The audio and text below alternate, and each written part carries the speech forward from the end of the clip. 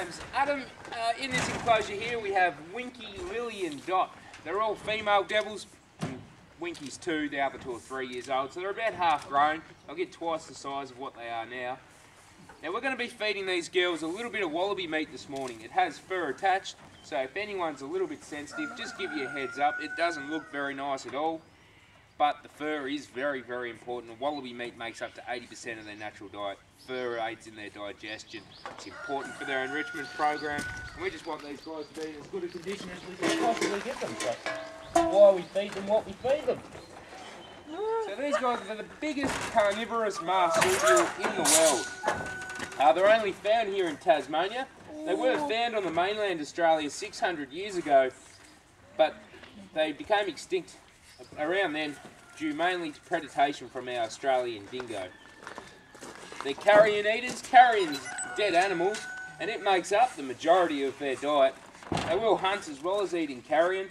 When they hunt, they'll hunt frogs, lizards, snakes, small mammals, birds.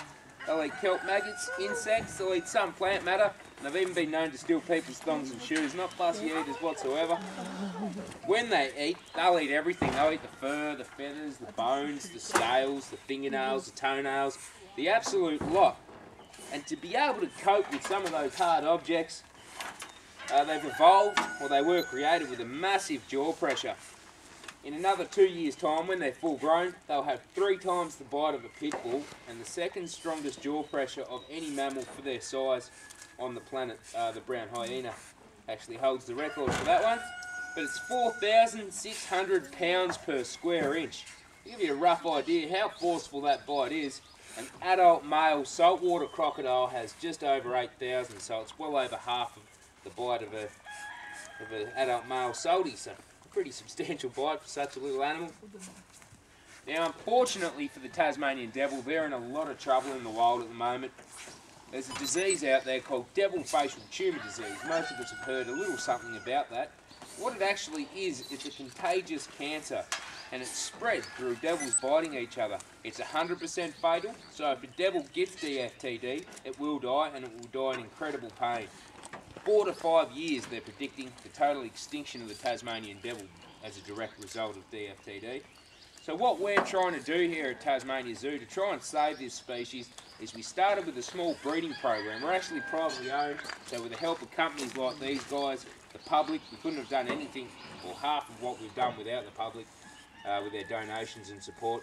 And the government, we've become the biggest devil breeding facility, one of the biggest devil breeding facilities I should say, in the entire world. One of our quarantine breeding areas over the back there behind the Australian dogs, 4 more breeding areas at the 400 hectares here, 10 more under construction, and a 10 hectare free range enclosure underway. Last year we had 20 babies here at the zoo, baby devils. It was a 100% success rate for us, which we're absolutely stoked about. Over in that round enclosure, number 44 over there, guys, we're going to head over and grab Ida. We'll pull her out, I'll pick her up so you guys can have a pat and take some photos. We always sit a little green bucket on the fence. There's no obligations whatsoever. If you want a pat, by all means, come over and have a pat. But if you want to whack something in there, guys, it goes to Devil's Heaven breeding program. Here comes the other one. Winky, I reckon. She's a little bit shyer. Okay, guys, go and grab the little one. Oh God, look at that. Look. Tug off. Wow.